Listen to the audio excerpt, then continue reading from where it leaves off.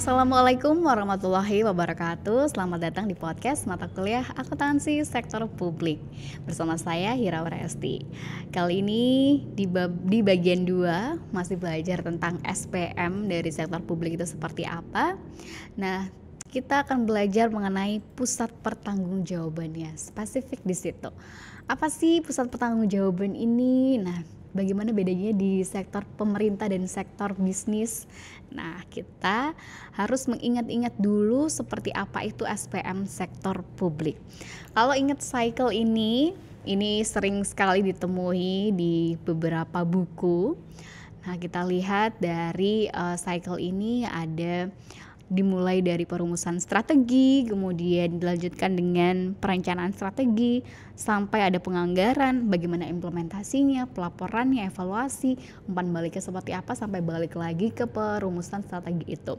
Sebenarnya cycle dari proses pengendalian manajemen ini sama dengan yang ada di cycle sektor bisnis.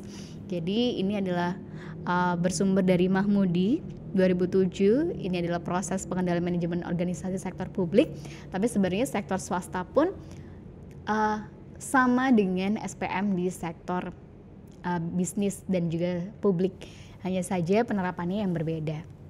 Nah, kita lihat struktur pengendaliannya. Jadi buat apa sih kita harus ada pusat-pusat pertanggungjawaban? Saya ingatkan dulu, pusat-pusat pertanggungjawaban itu maksudnya apa sih? Nah, jadi pusat pertanggungjawaban itu mungkin mudahnya itu adalah departemen-departemen kalau di sektor bisnis. Kalau di sektor publik, pusat pertanggungjawaban itu apa?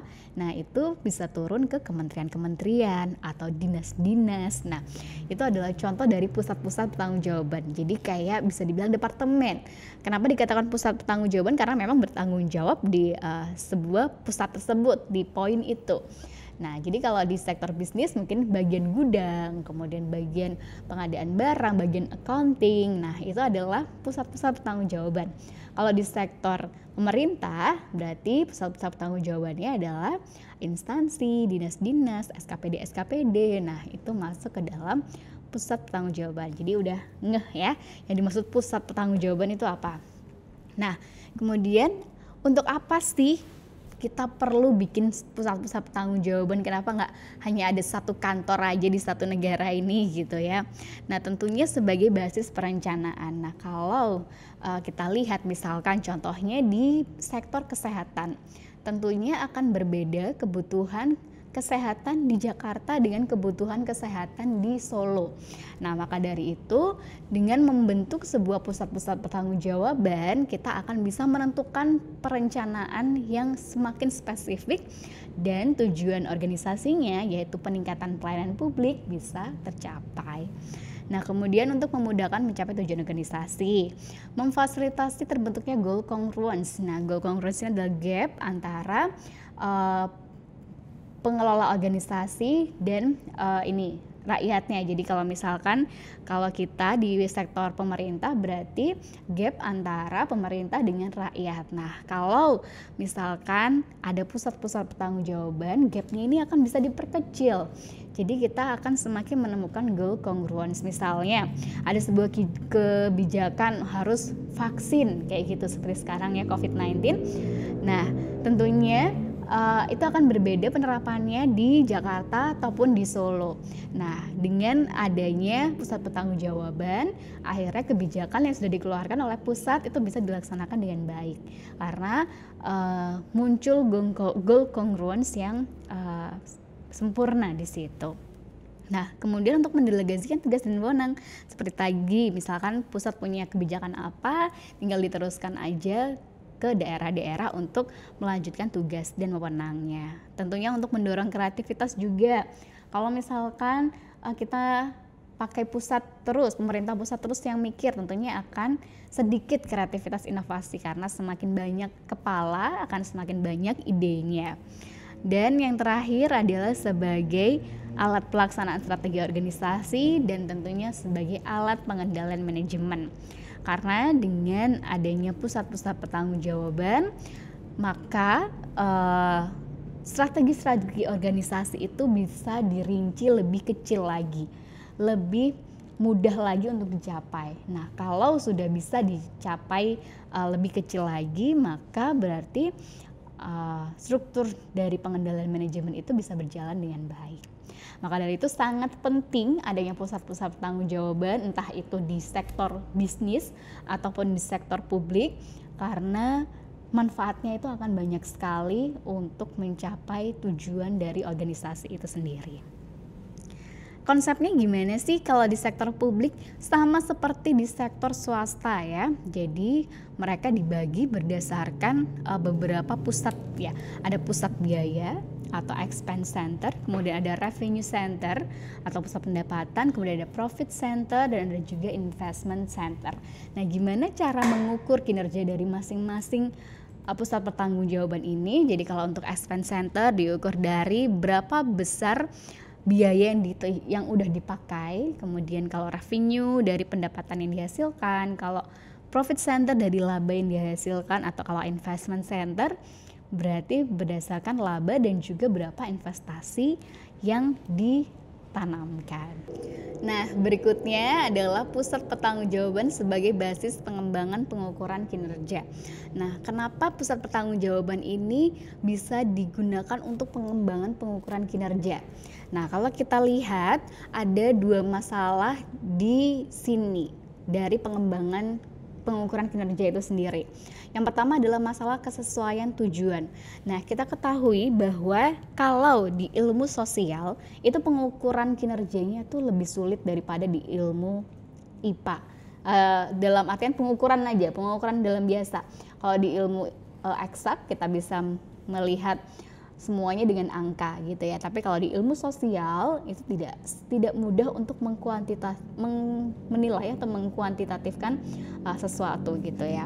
Nah, akhirnya ini yang menjadi sebuah masalah karena pengukuran kinerjanya itu didasarkan pada hal-hal yang sulit untuk diukur. Nah, kalau di organisasi sektor publik, pengukuran kinerjanya itu didasarkan pada pencapaian internal. Nah, misalkan sebuah Kementerian Kesehatan, nah itu dinilai pengukuran kinerjanya berdasarkan bagaimana dia itu misalnya mempunyai program menurunkan kematian angka ibu hamil. Nah, di situ pasti yang diukur adalah berapa banyak penurunan dari angka kematian tersebut. Nah, tentunya ini akan sangat berpengaruh pada kesempatan eksternal. Kita kan nggak tahu ya apakah mungkin di luar sedang ada virus atau ada hal-hal lain yang membuat misalnya angka kematian ibu hamil itu menjadi tinggi walaupun mereka sudah melaksanakan anggarannya atau rencana anggarannya atau program-programnya dengan baik. Jadi di sini pengukuran kinerja itu sangat sulit. Untuk itu banyak sekali hal yang masih harus dibenahi dalam hal pengukuran kinerja di sektor pemerintah. Kemudian masalah yang kedua yaitu di masalah eksternalitasnya. Nah, di sini selain kesulitan pengukuran tersebut, ternyata setiap instansi itu berpengaruh dengan instansi di bawahnya. Misalnya Kementerian Kesehatan atau Dinas Kesehatan yang ada di provinsi gitu ya. Itu bisa dikatakan kinerjanya baik apabila dia berhasil membina dinas-dinas kesehatan yang ada di provinsi tersebut. Padahal mungkin ada beberapa yang itu adalah kesalahan di salah satu daerah. Nah, misalnya nih di Jawa Timur atau di Jawa Tengah.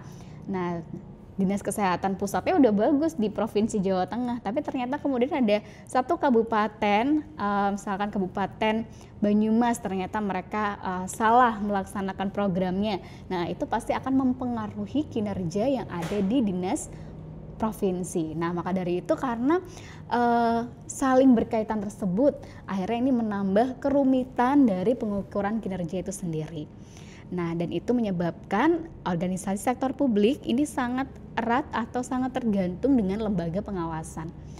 Nah, maka dari itu lembaga pengawasannya harus sangat kuat dalam artian untuk menentukan pengukuran kinerja di masing-masing pusat pertanggungjawaban. Lah, bagaimana implementasinya? Untuk implementasinya kita lihat dari masing-masing pusat pertanggungjawaban. Kita mulai dari pusat biaya. Nah, pusat biaya ini yang mengimplementasi atau yang melaksanakan yaitu adalah Kementerian Pendidikan Nasional. Misalnya ini Kementerian Kesehatan nih kalau di pusat, kalau di daerah bisa Dinas Pendidikan atau Dinas Kesehatan atau dinas-dinas yang lain. Kalau dari pusat pendapatan, dari pemerintah pusat ini ada Kementerian Keuangan, atau kalau di daerah ada BPKAD.